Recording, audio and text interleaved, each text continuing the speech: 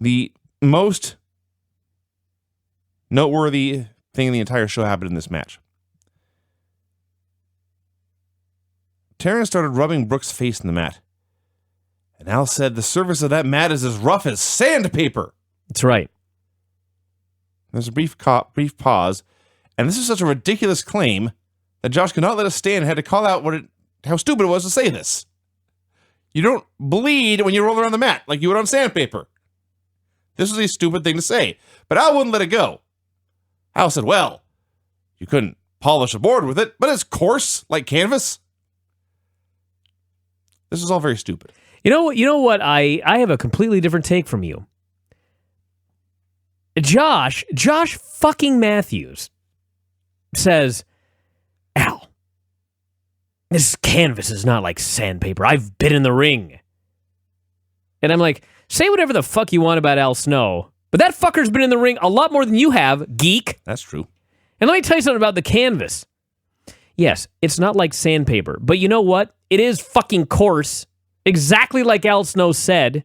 There was a point to what Al Snow was saying. And of course, every canvas is different. Some canvases are kind of made of like rubber, but a real, it's called canvas for a fucking reason. Like a burlap bag. If I covered a ring with a burlap bag, a burlap sack, like that you go down the big fucking slide at the fair on, if I covered the ring canvas with that, yes, it ain't sandpaper, but you know what? While you wouldn't bleed, it would still be fucking uncomfortable if you rubbed someone's face on that. Just like it would be if you rubbed someone's face on the canvas. And Josh would not let this go. Nor would Al. And at the end of the day, all I could think was, all right, forget the argument. Forget who's right about the viscosity of the canvas. Shouldn't Josh's role be to make you, the viewer, think that, in fact, this is kind of dangerous and hard, and that maybe it would hurt to have your fucking face rubbed on the canvas? And he's sitting there just completely blowing it off and acting like Al's an idiot who's never been in the ring.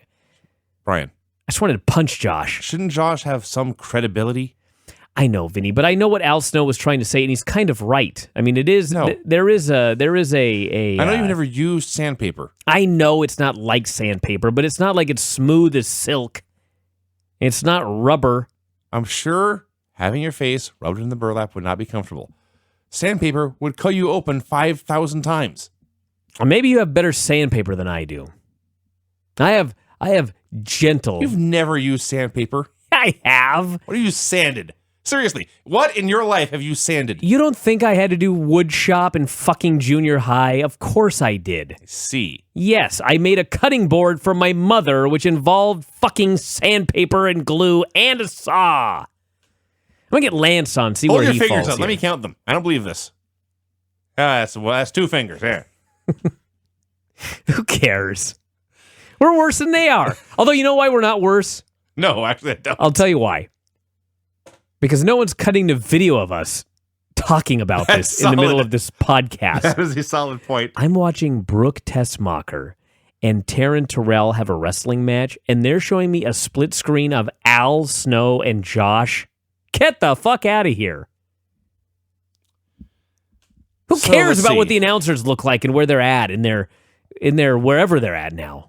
They're no longer in a hotel. They're like in wood shop, actually, except there's a monitor there. They put up some kind of backdrop and a monitor behind them, so it looks much more professional than the closet they were in. There's still like random wood framing on either side. But regardless, we don't need to see them. No, we don't. So Jade and Marty interfered, and Taryn won with an RKO. Then they put a jawbreaker in her mouth, in Brooke's mouth, which is their calling card, I guess. And Taryn, why? Probably because somebody saw the film Jawbreaker 20 years ago and always creeped them out. Tell me about this movie. It's a movie about mean girls, and actually I never saw it myself, but I'm familiar with the concept. There are mean girls. They bully and harass the unpopular girl into trying to eat an entire Jawbreaker at once, and she ends up dead. Oh, wow. Oh, yeah. So they're trying to kill their opponents. They're trying to get her to choke on the Jawbreaker. This should not be allowed. Well, that's why they're heels. This attempted murder here. So, anyway, Taryn wins.